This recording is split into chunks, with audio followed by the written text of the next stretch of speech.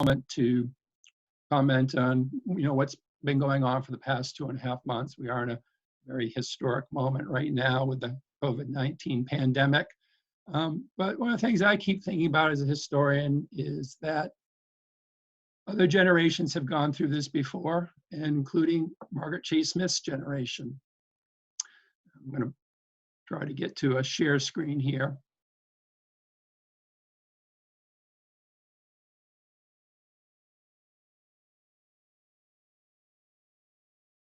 And this is a photo of Margaret Chase Smith's senior class.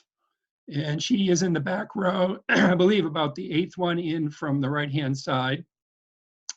And this is them on a field trip down to Washington, D.C. And it's the year's 1916. And as you look at that picture, realize that a lot of those boys the next year are over in Europe fighting the war, and some of them don't come back. And when they do start coming back, one of the things that starts to emerge is the last great pandemic about 100 years ago, the Spanish flu. And Margaret Chase Smith lived through all that. And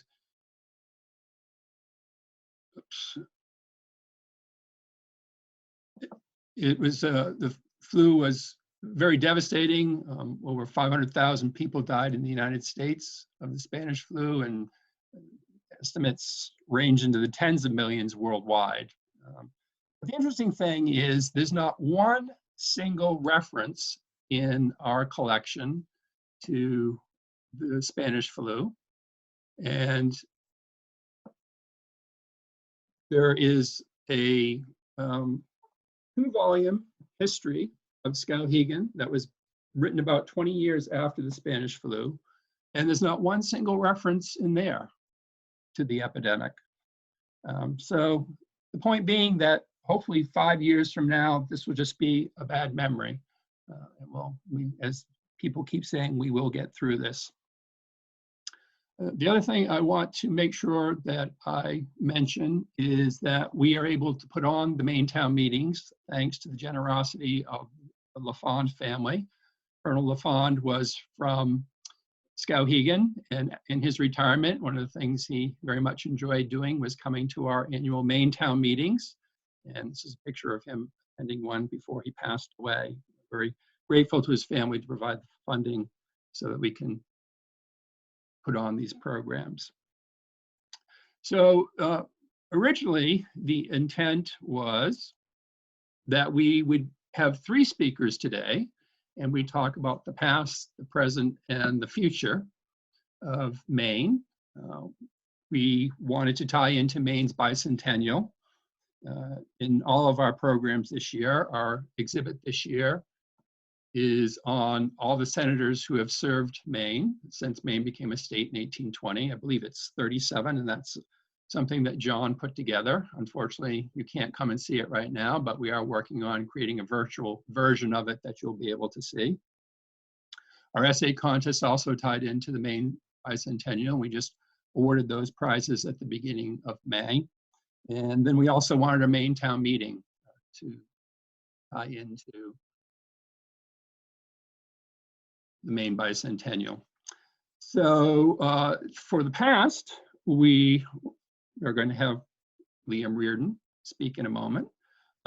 For the present, and we're hoping to redo this in October to do the full version of the Maine town meeting.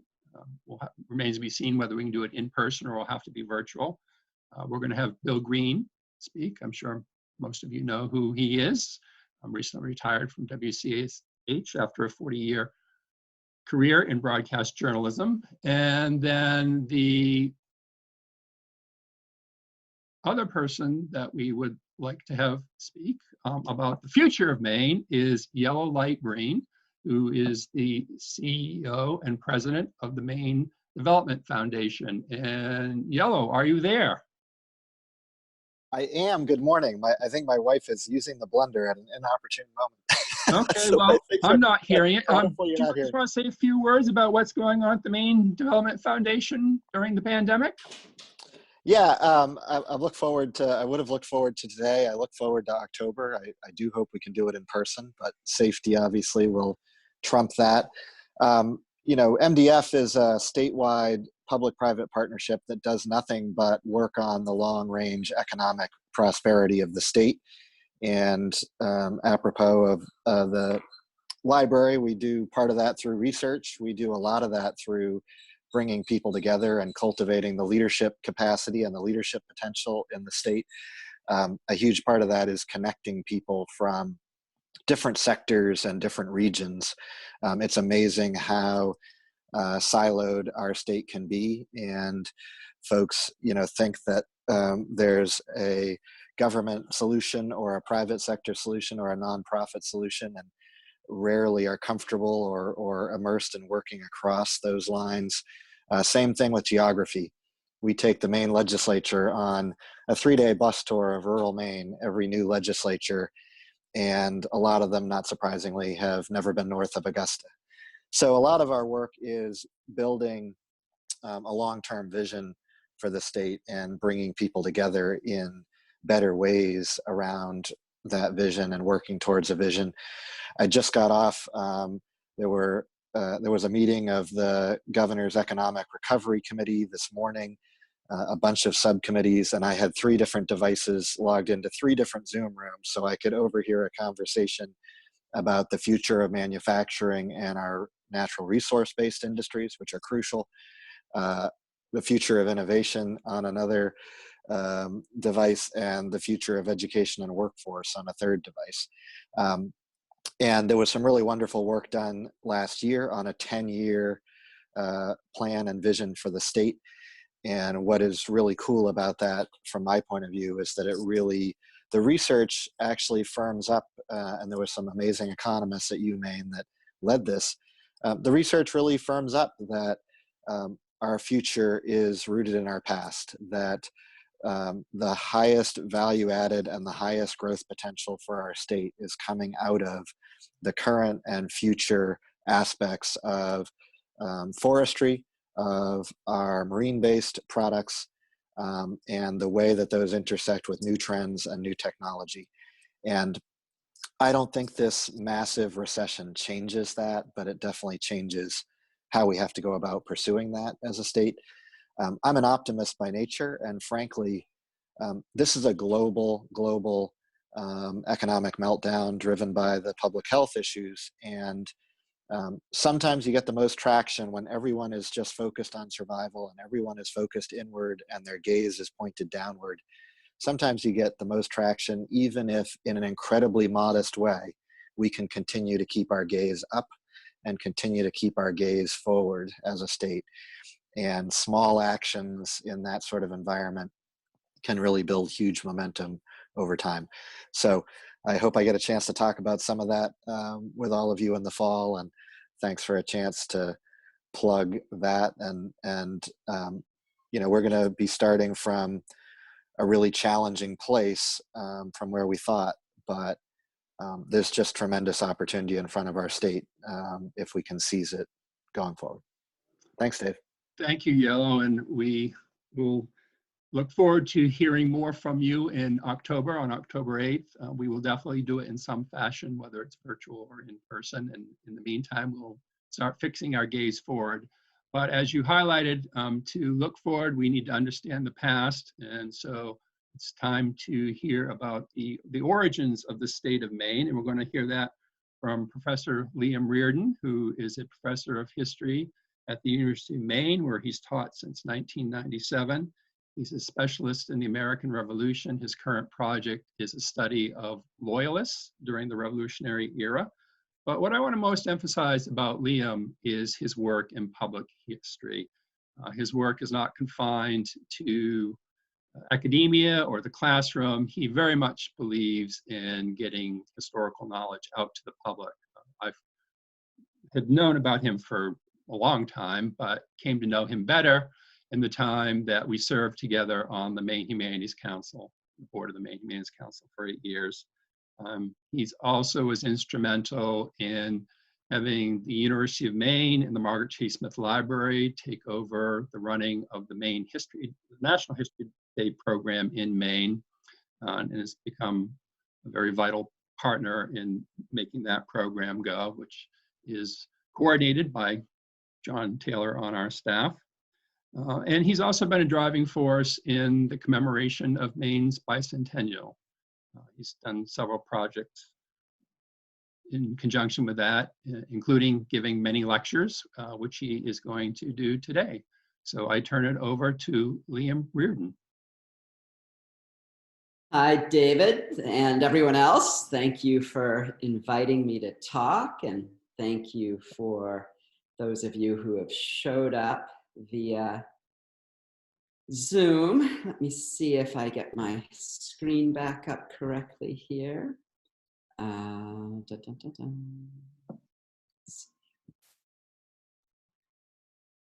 There we go. I think I've got that just right. So David, thank you for that introduction. It's really nice to be able to do this, even in the unusual circumstances of COVID. I thought I might just briefly give an overview for the audience of what I'm going to try to do today. One of the risks of any time a professor starts talking is that they never shut up. And it's, I think, more difficult via Zoom because there's only so long we can stare at our computer screens before we go cross-eyed and log off. So my goal is to give about a 30-minute presentation, roughly lumped into 3 10-minute segments, speaking first about a sort of broad overview of the statehood process. Second, taking up the issue of the Missouri crisis. That's sort of the most famous aspect of Maine's statehood. And then my third topic will be to speak a little bit about issues related to Wabanaki sovereignty as Maine became a state. And then after that, we'll turn to Q&A that I think John and David are going to manage via the chat area. So I'm happy to stay on and continue that conversation, discussion, as long as you all have the energy. But I am going to set a timer, hopefully help me keep track of my own time so that I don't go on at too great a length. So I'm beginning with this slide showing the commemorative license plate of bicentennial that the state has issued. So many of you probably have noticed it or might even have it on the front of your car, but if you pay a little bit extra for this vanity plate, you are allowed to put it on your front bumper, I think only until the end of 2020. So if you want to take advantage of that opportunity, now's the time to do it. And I think more seriously, what the image of the bicentennial license plate raises for me is this general question of historical commemoration. How is it that we remember the past and think about the past?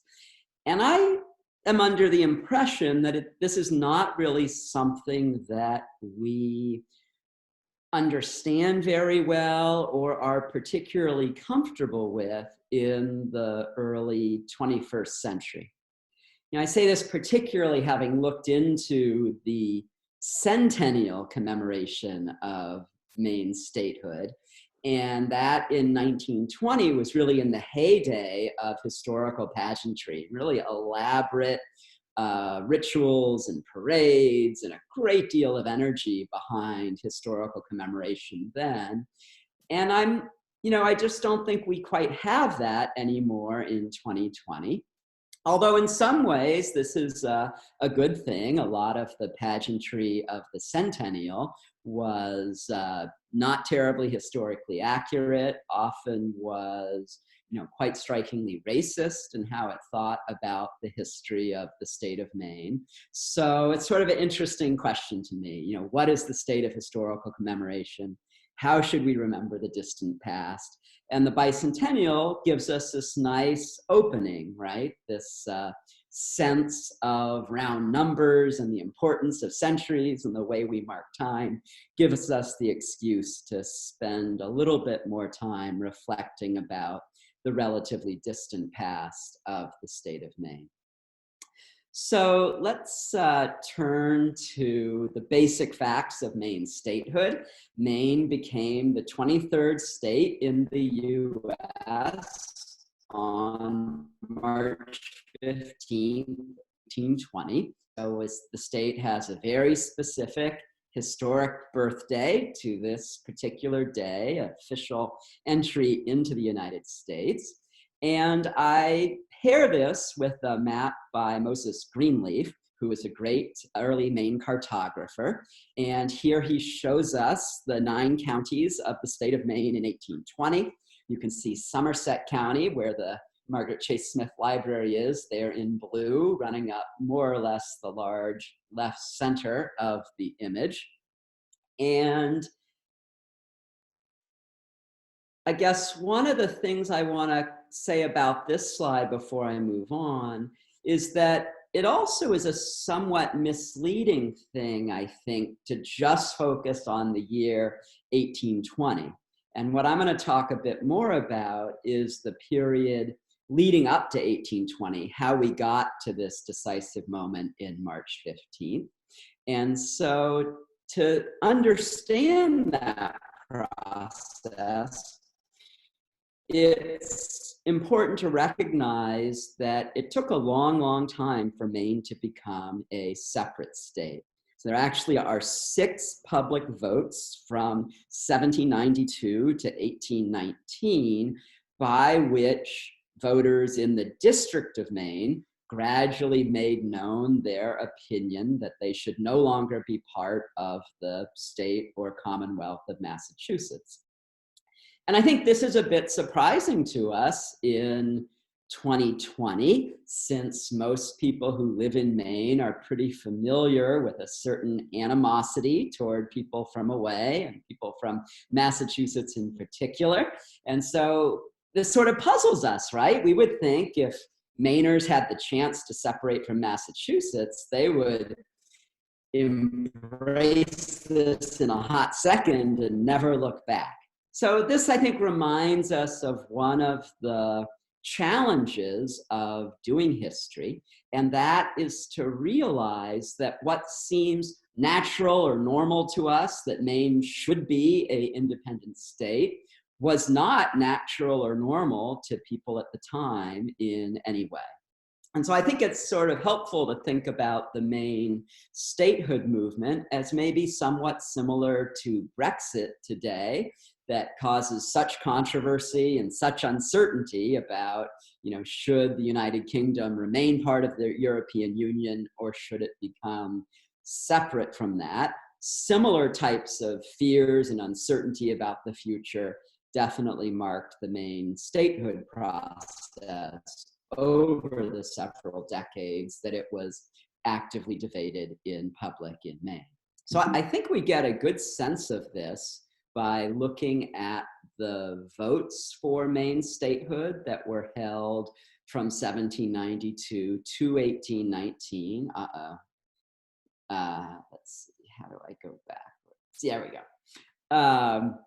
And so what this overview does is show us the gradual shift of county level votes in favor of statehood. So the more purple areas are in favor of Maine independence, voting yes on the separation question.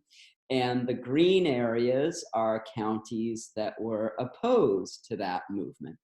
So we can see that Somerset County is pretty typically in favor of separation column, with the exception of this really notable year of 1807. And I think this is interesting because it reminds us, or it shows us, that Maine statehood did not gradually become more popular a little bit over time. It's actually quite a jagged path to getting to statehood. And 1807, the third of these 6 votes, shows a real low point, right? Only 1 county in the state in 1807 was in favor, well, I should say only 1 county in the district was in favor of becoming an independent state in 1807. And I think part of the explanation for that is that the partisan significance of Maine independence was changing in the first decade of the 19th century. So in the origins of this movement in the 1780s, and then with these two votes in the 1790s, it was really Federalists in Maine who were championing the idea of the District of Maine becoming an independent state. And this was really championed by leaders in Falmouth of the Federalist Party, conservative, wealthy, sort of people committed to an idea of the benefits of hierarchy as bringing a needed structure and order to society. And these Federalist leaders, I would argue, really wanted to get out from under the thumb of more powerful Federalist leaders in Boston. So if they could successfully lead a Maine independence movement, they would then become the leaders of the state and have the sort of status that was denied to them, having to play second fiddle to Federalist leadership in Boston and older parts of Massachusetts. Now, those Federalist origins of the separation movement in its first decade or two of operation begin to change dramatically in the early 19th century. And this is also changing with a real boom in population in Maine as a huge wave of new immigrants, almost all from southern New England, are coming to take up new farmland in Maine, particularly the region of Maine east of the Kennebec River. And with that new immigration comes a real surge in the strength of the Jeffersonian Republican Party. This was the party that challenged Federalist leadership.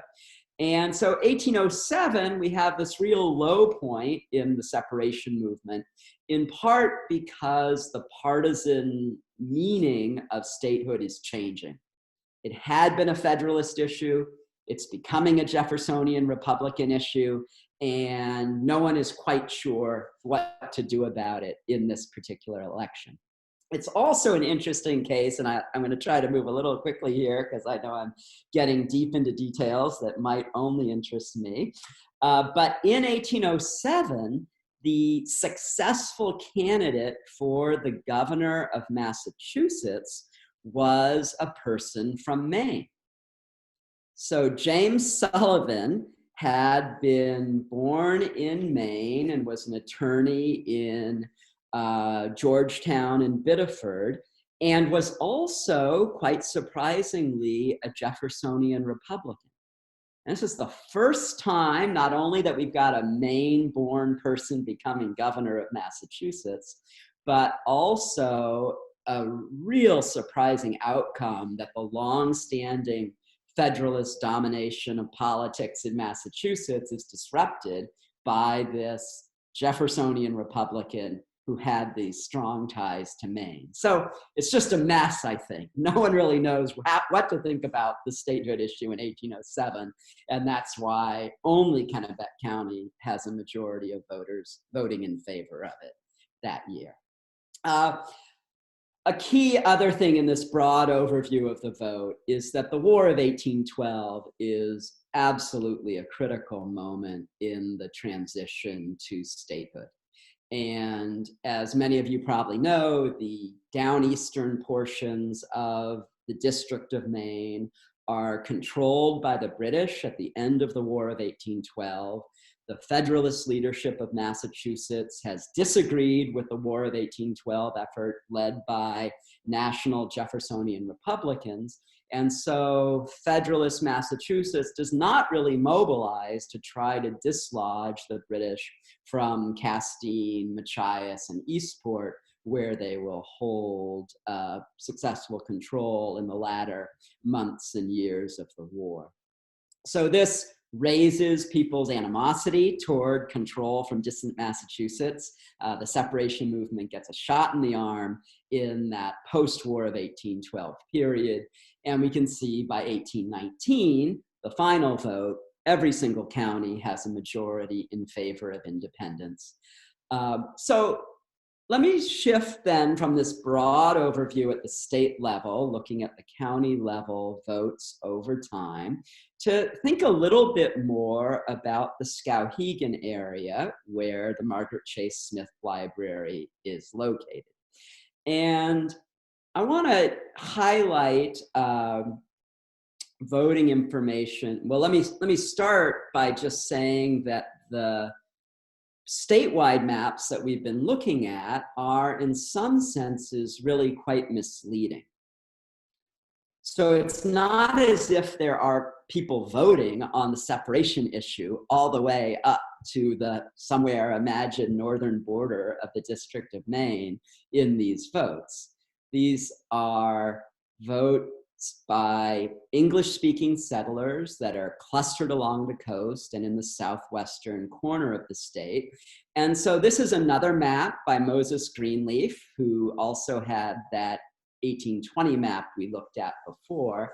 And what I particularly love about this map is that he is showing us the spread of English-speaking settlements in the late 18th and early 19th century.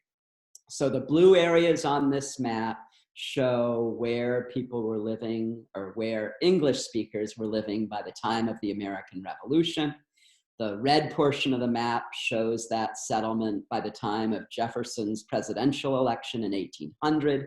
And the yellow part of the map is what was settled by English speakers by the time of statehood in 1820. So one of the things that really intrigues me about this is Moses Greenleaf's attention to the importance of place within the state of Maine. And he lived at the time he made this map way up at the top under the compass rose in Williamsburg, really at the edge of English-speaking settlement. And I think he is saying something about the differences of people who lived in those areas versus older settled regions along the coast. Now, this plays into our understanding of the separation movement in a really fundamental way, because the basic argument is that older, longer settled areas along the coast are more opposed to separation, right? Those are older, more Federalist, more Massachusetts-connected places, whereas interior settlements, poorer people, people who are not involved in mercantile activity, more recent settlers who are also more strongly Baptist or Methodist, those interior regions of the state are places that are really the leaders and pushing most strongly in favor of independence. And I think that broad characterization is generally true, but it also breaks down in any number of cases when we look at specific examples. So for instance, in Moses Greenleaf's hometown of Williamsburg, way up there at the edge of English-speaking settlement, that community voted overwhelmingly against state independence, even as late as July of 1819, when we've got these enormous statewide votes in favor of independence. And to some extent, that is also true of the Skowhegan area. So here I'm zooming in on a portion of that terrific interpretive map from Moses Greenleaf to sort of highlight the Skowhegan area. Of course, Skowhegan is not incorporated when this map is made. So what he marks is sort of Norridgewock, Bloomfield, Milburn, Canaan, right in the center of the red there. That's sort of where Skowhegan is located. And so this region was primarily settled by about the year 1800. And there are only 3 communities in what will become Somerset County in 1809 that we have full voting data for from all 6 of these votes. So I put up the numbers for Norridgewock as sort of a marker for those. The other 2 are Canaan and Fairfield. And I think what we see in the Norridgewock separation votes is what a strong Federalist town it was. that even though it's in the interior, so we think of it as a newer settlement, that's not actually true for Norridgewock, that dates quite a bit older. So its profile is much more similar to those Federalists or Congregational towns on the coast, even though it's obviously not a port city itself involved in ocean-going trade. So in those first two elections, when the Federalists are leading the charge for separation, Norridgewock voters are overwhelmingly in favor of becoming separate. And in 1807, when the issue is beginning to change, we see a pretty stunning and remarkable shift, right? Only 3 voters in town for independence, 94 against, right? Incredibly lopsided, so as close to unanimous as you could get. And this flip-flop by Norridgewock voters is far in excess of the shift that we see in Canaan or Fairfield. So there, I think we've got more mixed communities with more people inclined to follow a Jeffersonian Republican position in favor of statehood, whereas Norridgewock is really sticking to that older Federalist position, which now is a position opposing independence. And I think that is true of these two 1816 votes as well, with more opposition to independence than we'll see in the other communities or in the statewide votes. Although by 1819, we've really got Norridgewock lining up with the statewide position and the regional position that's strongly in favor of independence. And one of the reasons that that final vote is so overwhelmingly in favor of Maine becoming a state has to do with a change in the federal coasting law. That this had long been a major argument against the District of Maine becoming an independent state. And it was a federal law that allowed goods to be shipped without any tariff or tax to any state that you were adjoining. So because of the peculiarity of the geography of Massachusetts, this meant that a merchant could ship goods from Eastport all the way to New York City without having to pay a tariff. And if Maine became independent while that coasting law was in effect, obviously we would have to pay tax on goods as soon as we got past New Hampshire. So that federal coasting law is changed by the federal government in 1818. That's part of a Jeffersonian Republican effort to help Maine become independent. And once that law is changed at the national level, we see this overwhelming support in favor of independence that leads Maine to become a state in 1820. Now, we would think after all this long struggle of 6 votes over many decades, that now that Maine voters are so strongly in favor of independence, everything would be a sort of slam dunk. But that's not how things worked. When the petition from Maine voters to separate arrived in Washington, D.C., it triggered really the most famous aspect of Maine statehood with the controversy over the Missouri crisis. And I think this, again, is a little bit puzzling to us. How could slavery have been a crucial issue that somehow intertwines with the statehood issue in Maine? And this national crisis that blows up from 1819 through 1821 is really the first moment in national political culture when the issue of slavery is really being confronted by Washington, D.C., and on a sustained national scale. So it is a really significant moment that Maine is fundamentally involved in. And oftentimes the attention focuses on the issue of Missouri, but looking at the Maine-Missouri crisis from the perspective of Maine is quite revealing.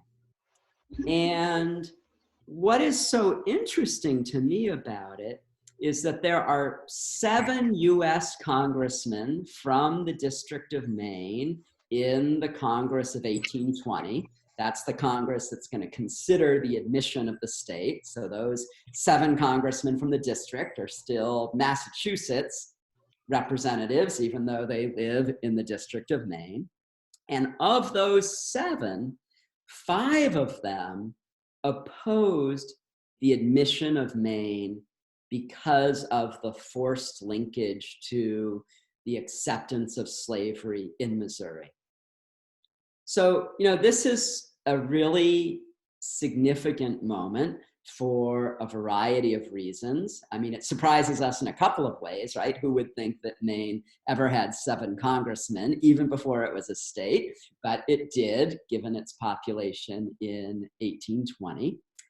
And the vote of these 2 pro-statehood, and in a sense, pro-slavery congressmen was essential to that forced linkage of Maine and Missouri passing in the US Congress. It only passes the House of Representatives by 3 votes. So if the 2 men from Maine had voted with their majority of their district delegation, it would have not allowed Maine to enter. It would have not allowed Missouri to enter as a slave state. And it really could have changed the course of early American history in quite a profound way. Now, one of the things that, of course, happens when politicians have to take controversial stands is that they explain themselves to their constituents in the newspaper. And so we've got a great set of letters, one written by the 5 who opposed the forced connection of Maine and Missouri, and the other written by one of the 2 who favored this forced union. And the language of those who opposed statehood, or at least opposed it in the form of being connected to slavery in Missouri, is really quite extraordinary. They explained to their constituents that they were afraid of slave power, that it would corrupt Republican government, and that it was, quote, abhorrent to their notions of the rights of man and humanity.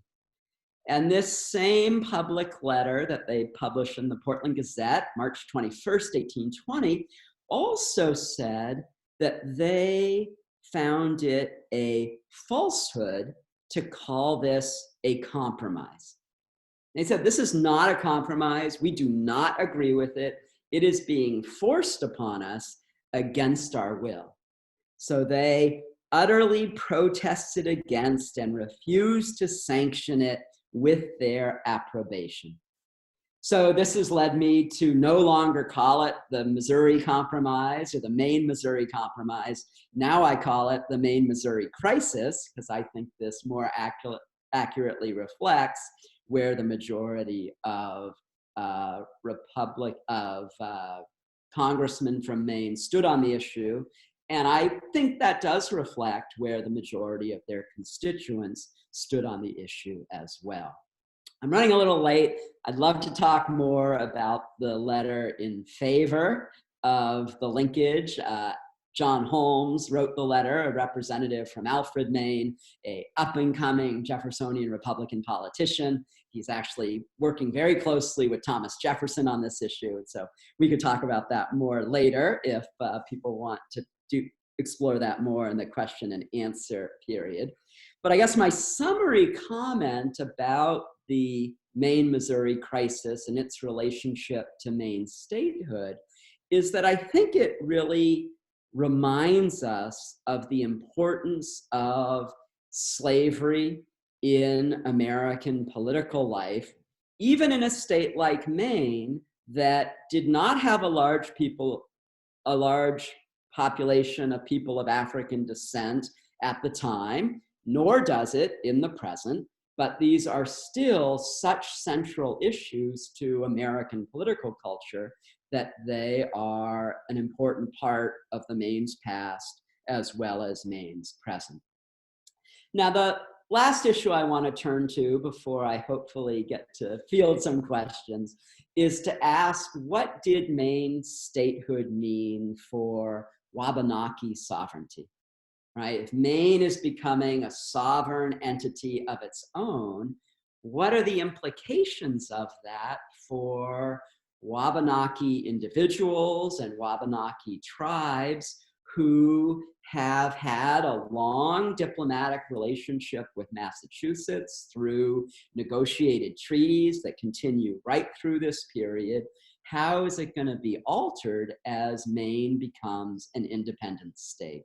And I think this map from the Portland Press Herald does a nice job of reminding us of the great extent of Wabanakia across not just northern New England states, but also through the Canadian Maritimes, right? This is the traditional homeland of Wabanaki people that stretches back millennium. And the Maine statehood era, I think, marks a intensification of colonization and the dispossession of Wabanaki people. And so on the one hand, this era is really marked by negative qualities for Wabanaki people, loss of traditional homelands, increasing loss of life, increasing conflict with white settlers who are moving into that region, particularly east of the Kennebec and east of the Penobscot, at rates they never have in the past. But at the same time that those perils and challenges are so significant, it's also important to recognize a really extraordinary quality of Wabanaki persistence in this same era. And, you know, it's, I think, an incredible fact of the history of this region that the Penobscot and the Passamaquoddy in particular are two of the only indigenous groups in the United States east of the Mississippi River who have had a officially recognized unbroken claim to some portion of their traditional homeland. Now, there's no question that the size of that persistence is incredibly reduced from what it had been prior to colonization or even prior to 1775. But in the sweep of American history, this represents an extraordinary accomplishment of Wabanaki individuals and also of sovereign tribal governmental structures, that they're able to persist even in the face of this onslaught. And perhaps the most dramatic way that we see this is that the Penobscot and Passamaquoddy in particular had seats as non-voting delegates to the Maine state legislature as early as 1823. So practically with the very first meeting of the Maine legislature after statehood, there were Penobscot delegates there in 1823. They're then joined by Passamaquoddy delegates in 1842. And so there was a recognition of the persistence and presence and a sort of official relationship between Wabanaki groups and the new state of Maine. Now, again, I don't want to overstate this, right? They are not voting members. This is not to suggest this is any kind of equal or fair representation, but it, again, does show an extraordinary persistence in the face of an accelerated challenge to Wabanaki survival in this region. So I think this is really one of the important, sort of connections between past and present that are important to recognize as part of our bicentennial moment. that as we look to the distant past of 200 years ago, there is a great deal that has changed, but there's also quite a bit that persists. And so whether it is, issues of tension between coastal and interior parts of Maine that are certainly a big part of the statehood movement and are also part of our contemporary sense of Maine life, so too the importance of African Americans in American political culture are central to the Maine statehood era, as is the place and recognition of Wabanaki people, both in the 21st century and also in the Maine statehood era. So with that, I'm going to take a drink of water and a long breath of air, and I'd be delighted to take questions or have a discussion about any aspect of the Maine statehood era, its past or its ongoing legacy. Thank you, Liam. And I'm going to take down your screen, your presentation, so that I can see everyone in case people want to raise their hands. And just as a reminder, you can also type in questions through the chat feature. We did have a question come in from the chat from Dave Greenham from HHRC. He wrote, has there been any work done on determining what percentage of Maine's population was actually permitted to vote in these mini votes that they had leading up to statehood? Obviously not women, but I suspect that only landowners were permitted to vote in some of these elections. So that's a great question. And it's relatively easy to do.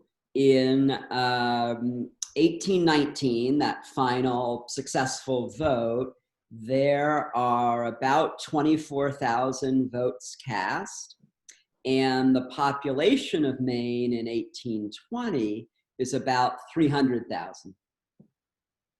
So, this represents, if we think about the electorate are basically adult white men, even among that, relatively small electorate, we've got a relatively small turnout. And, I think different ones of the state votes have even smaller turnouts. I mean, we saw the size of these numbers in Norwich Walk, for example. So, then as now, some apathy about voting and actually getting to the polls and casting a vote.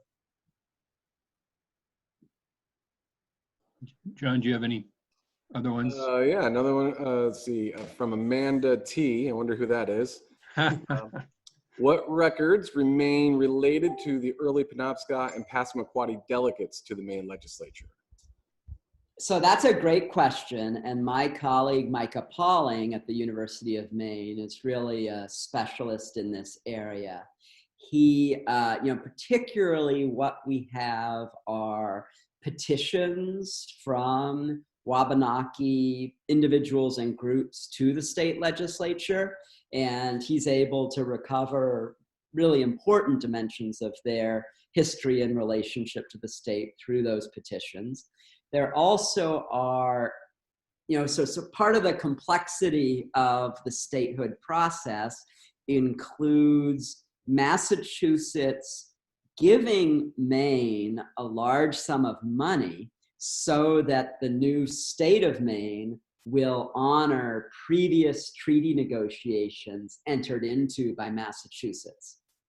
So in order to facilitate this transition, Massachusetts gives Maine this money, and then Maine gives the control of those funds to agents that are resident close to the Penobscot and the Passamaquoddy in particular. So those agents have surviving records as well that are also important ways for us to take stock of Wabanaki life in this era. Of course, those are recorded by these agents who often have, very negative opinions about Wabanaki people. So they're difficult sorts of sources to work with, and you have to be conscious of, what might be the agenda of an agent who's managing these funds on the behalf of people who they consider sort of wards of the state and having a sort of inferior status. Liam, how many times have you given this talk? So I first gave this talk, I first had a sort of meeting about the coming bicentennial in the summer of 2016. And I guess I should always preface this talk by saying I was trained in grad school as an anti-New England historian.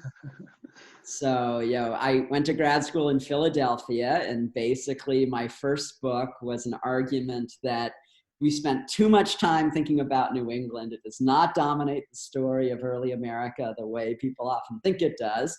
And then, of course, I got a job at the University of Maine and had to begin to change my tune.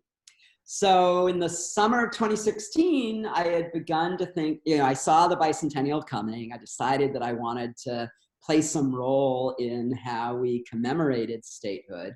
And so at that point, I really didn't know anything about Maine statehood. So I sort of assembled a group of local historical society people and other people involved in cultural institutions across the state, just to have a conversation about, what is the statehood era? How should it be commemorated? And over time, I've, picked the brain of other people and done my own research, and it's sort of shifted over from more of a discussion meeting to the sort of presentation that you heard today. So I think before a lot of my events were canceled due to COVID, I was on a pace to give about 75 talks over the, from the summer 2016 through the end of the bicentennial year. So I'm somewhere around 50 right now. And what's the reception been? And I'm asking that from the standpoint that you were wondering how us moderns deal with historical commemoration.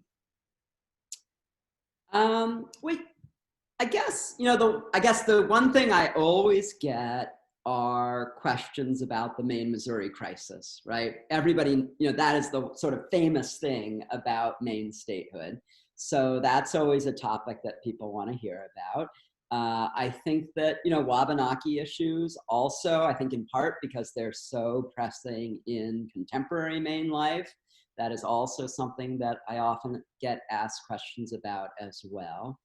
And I guess one of the broader points I like to make is that, the overwhelming majority of these talks that I give are in local historical societies or the sort of history rooms of public libraries. And, it's really important to me that there is such tremendous energy about understanding the past, right? The passion at a sort of town history level or among genealogists for really a intricate, detailed knowledge of the past is just a powerful and pervasive thing, right? You can't go to any town in Maine that doesn't have some kind of local history room, local historical society. But I think the challenge for us is that how do we connect that passion for family history and local history so that we recognize how widespread and interconnected that is? And I think, as a, academic historian and someone comes from the university, I often interact with genealogists and local historians who just have an incredible depth of knowledge and interest, but they often also tend to be very shy about talking about it or sharing it more broadly. And so I think that's a real challenge for us, is how do we better connect academic historians and local historians and genealogists who share a huge number of similar interests and concerns, but for a variety of reasons, we often seem isolated and siloed from one another. Joan has several questions coming in. Yeah, so there was a follow-up from Dave Greenham mentioning that there was a hidden section of Maine's Constitution which relates to the treaties with the Native Americans, and he was wondering if you could talk about that a little bit more. Yeah, so there's a whole lot that is quite fascinating about the Maine state constitution. So, and in some ways, the Maine state constitution, so we have that vote in July 1819, right? Overwhelming support for independence. So the next thing that has to happen is that you have to come up with a state constitution that'll be part of that package that goes to Washington, D.C. for admission as a state. So there's a statewide constitutional convention in December of 1819. We have almost 100% attendance from towns at that meeting. Almost every town sends a delegate or two to participate in this discussion. And they use the Massachusetts Constitution of 1780 as their model, right? We're going to look at that. What are we going to modify? What do we keep the same as we go forward? And there are elements of that Maine Constitution of 1820 that Maine residents today can and should be very proud of. So there are three in particular. One is that the Maine Constitution of 1820, unlike the Massachusetts Constitution of 1780, that was the previous binding law, did away with property requirements for people to vote. All right, this is part of a broad trend in this era, sort of connected to the rise of Jeffersonian Republican politics, right? That we no longer thought that you had to be a person of certain economic status in order to have the right to vote. So that's a positive. Of course, that is only for adult white men. No women can vote. Certainly no Native Americans can vote. But relative to that discussion, a motion was made about, well, what about the status of free African Americans? Would they have the right to vote? And there's some discussion about this at the State Constitutional Convention, and the Maine delegates are adamant that free African American men should have the right to vote. And that is important because in this period of the early 19th century, most states are revising their Revolutionary era constitutions to not allow free African Americans to vote. So Maine is bucking the trend on this and saying, no, a free person of color, if they're a man, should be able to vote irregardless of how much property they own. The third and final area of positive change in the Maine state constitution of 1820 is that, unlike the Massachusetts Constitution, the delegates in Maine in December of 1819 were adamant that there should be pervasive religious freedom. And this is a really important issue in the statehood movement I wasn't able to get into, but Massachusetts still has an established church into the 1830s, so that taxpayers had to pay a tax to support a local church in their community, and that almost always was a congregational church. So Baptists and Methodists are, this is terribly discriminatory, right? So they are opposed to that tradition. So when the Maine Constitution gets created in 1820, there's just no question there's not going to be compulsory taxes to support the Congregational Church anymore. But even more than that, some of the delegates discussed religious freedom on a much larger scale. And one of the delegates, states that Muslims, Hindus, and Jews also should have complete religious freedom and no penalties of the law because of their religious beliefs. Again, that's a pretty bold and remarkable statement for the era of 1820. Now, David asked the question about what about this provision in the Maine Constitution of 1820 that ends up getting not deleted, but no longer officially circulated in the published versions of the Constitution by the end of the 19th century, right? It's bizarre and kind of hard to wrap our heads around. And this has to do with that transition of Maine government taking on the obligations of the Massachusetts government that had previously been entered into by treaty. So the Constitution of 1820 includes an article that lays out these responsibilities that will be ongoing in the new Maine government. And that is a normal part of the Constitution until, I believe, in the 1870s, when there is a legislative decision that this should no longer be part of the printed Constitution, even though it will remain in effect legally. And that goes to a statewide vote, right? You can't change the Constitution without a popular referendum. And the public deletion of those passages was supported by Maine voters in the 1870s. And incredibly, that remains the law up until the present day. So even though those are still parts of Maine law, they are no longer part of the officially published Constitution of the state of Maine. Liam, how's that for a long-winded answer? Liam, you should have been a lawyer. Yeah.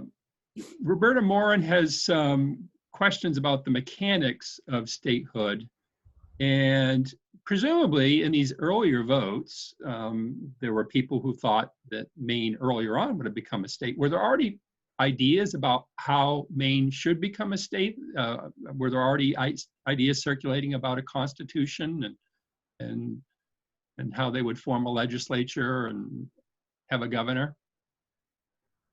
So I do think that there was, with the exception of a couple of those provisions that I mentioned, I think there was a lot of pride in the Massachusetts Constitution of 1780. And so, there were some key areas that were changed that are quite important, but I don't know of any sort of radical experimentation or dramatically different ideas that were being proposed.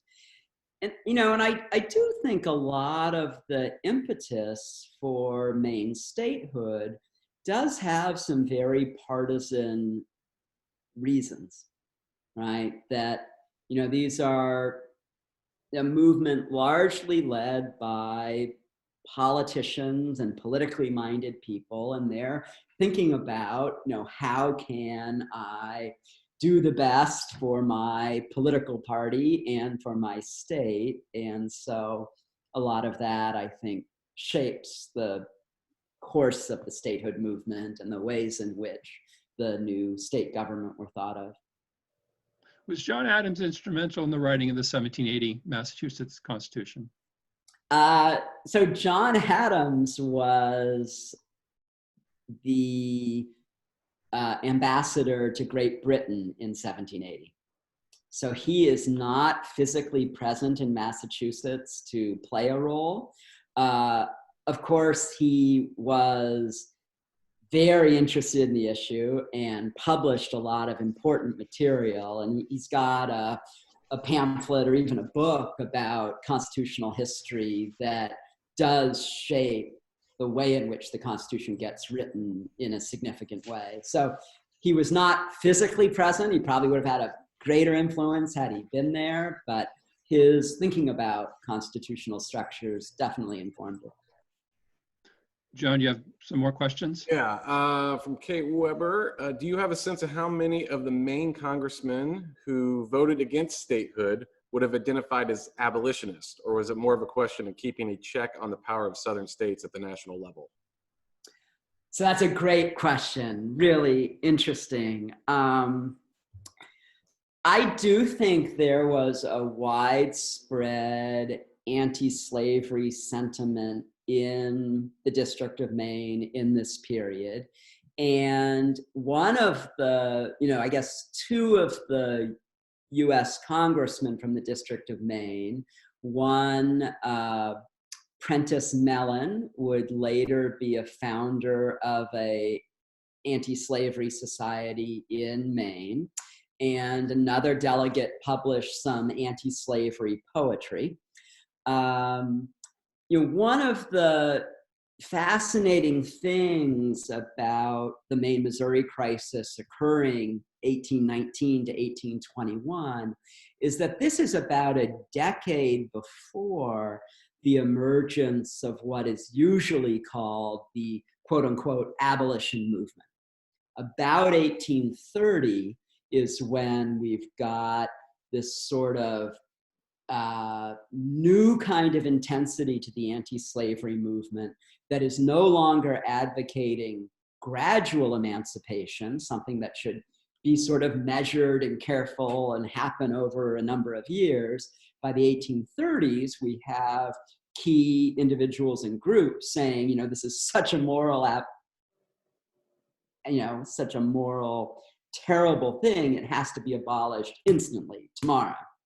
So the Maine, Missouri crisis, I think, is part of this really significant transition between an earlier, more cautious gradual emancipation movement and the much bolder positions to be stated publicly in the 1830s.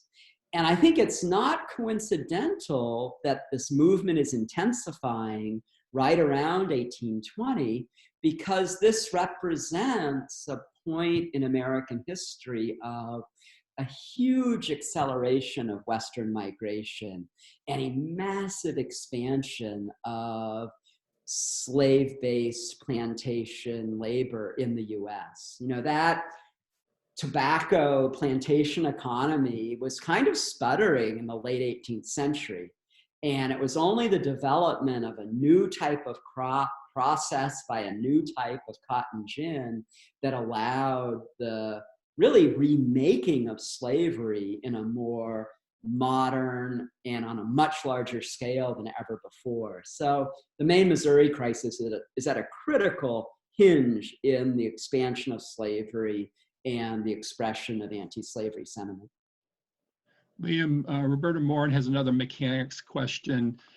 In the votes for statehood, were they by paper ballot or by raising of hand? That is a great question that is of a lot of interest to political historians trying to figure out exactly how did voting occur.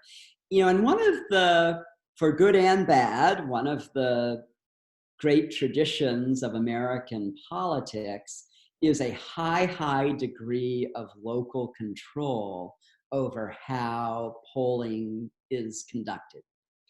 And so there is a lot of variation, and we'd really have to look kind of town by town. And it's often the kind of thing that is not really written down because it's just sort of, oh, this is how we do it here. Everyone knows it. We don't need to record it. So we don't always know. I think a lot of the state, I've never seen a state separation vote ticket. So a lot of times in a partisan election in this era, there's sort of a pre-printed form, and you give it out to all your followers and say, hey, this is the way the party's voting. Just take this and tick off, vote our line. You don't really see that. I've never seen that with the state separation vote. So kind of think they're a little bit more by affirmation, kind of in town meeting sort of setting, but I'm sure there's a lot of local variation. I suspect there's a local historian or genealogist who knows exactly how it was done in their town who could probably help clarify that. John, you have some other questions? Yes. Let's see. Can you address the northern border of Maine with Canada? Barbara says, I have always felt the Wabanaki map area is more in keeping with what the Maine border should look like. My mother is from PEI and she identified with Maine. Well, that is a great, I really welcome that question. In the longer version of the talk, I do a whole section on the northern boundary of the state and sort of international issues, which are yet another really interesting sort of past-present connection to think about what is different and what endures in terms of Maine's relationship to Canada. You know, one of the things that's so misleading about some of those statewide maps that we looked at is that the northern border of the state of Maine and of the United States is not really settled until the 1840s. So all through this statehood era, you know, what exactly is northern Maine and who lives there and what's their relationship to political life in English-speaking Maine is really not well understood. And, you know, what's particularly striking, of course, is not just the Wabanaki population, but also the significant population of French speakers along the St. John River, particularly centered in Madawaska. And there's a great entry in the Maine census from 1820 where the census counter has an entry for Madawaska, but puts a little asterisk by it. And down at the bottom of the page explains what's so unusual in that particular place. So I've got it written down. I'm going to read it because I get such a kick out of it. It said, the French settlement near Canada, about 200 miles from any town in Maine, and is only accessible via the St. John River in New Brunswick. Quote, the French have supposed they were in Canada. It is probable the county line, when run, will divide the large rural community between Penobscot and Washington counties in Maine. So the census taker is saying, well, the French people who live there think they're in Canada, but actually when we get around to surveying it, since we can't even get there by a road now, we'll discover that it's divided between Penobscot County and Washington County. Now I think, you know, that sense of distinctiveness for residents of the St. John Valley that clearly was present in 1820 is also something that is still present in the St. John Valley today. You know, they do not feel that, you know, sort of English-speaking Maine and the politics of Maine centered in Augusta and the sort of population center of the state in Portland really has a very clear or accurate or equitable understanding of what life is like in the St. John Valley. When I went and gave one of these versions of a talk there a couple of years ago at Madawaska High School, and one of the things several people said to me was they thanked me for coming. They said they knew it was a long way from Bangor in southern Maine to come, so thanks a lot for coming. So of course, people in Bangor don't really think they live in southern Maine, but from the perspective of Madawaska, it is southern Maine. And they also said they appreciated it because they knew that I had to drive uphill all the way to get there. That it was easy for them to visit southern Maine because it was downhill the whole way, but harder for people from southern Maine to get there all the way up the hill. So, you know, several people told me that line. It's clearly a sort of standard piece of Maine witticism in that area. John, do you have a final question, John? Yeah, from Dean Goldfein. Going back to your interest in commemorations, what three individuals from 1810 to 1825 would you put forward as heroes for Maine school children to honor? That's a good question. So, you know, part of the difficulty with heroizing the leaders of the Maine independence movement is that for the most part, they pressed hard to ignore the pro-slavery implications of Maine statehood. So William King, who's the first governor of the state, he would be an obvious candidate for, you know, he should be remembered and thought about. But I think his position is sort of problematic and in a really fascinating way, because his half-brother Rufus King was a leading US senator in New York during the Maine Missouri crisis. And Rufus King was the leader of the anti-slavery movement in the US Senate. So William King, initially, it's sort of unclear what stand he's going to take. And I think he's sort of thinking about following his brother's lead and saying, no, Maine should not become a state if it's part of this pro-slavery business. But he changes his tune pretty quickly. And he sort of falls in line with people like John Holmes, the congressman who's pressing so hard to work out a deal and cooperate with Southern slave interests so that Maine can become a state. I would put up Moses Greenleaf as a really interesting figure, this cartographer who wrote atlases and has a great set of letters and diaries, so we really can kind of understand his life. And of course, all of his maps are beautiful and interesting to look at and think about. So those would be two that come to mind right away.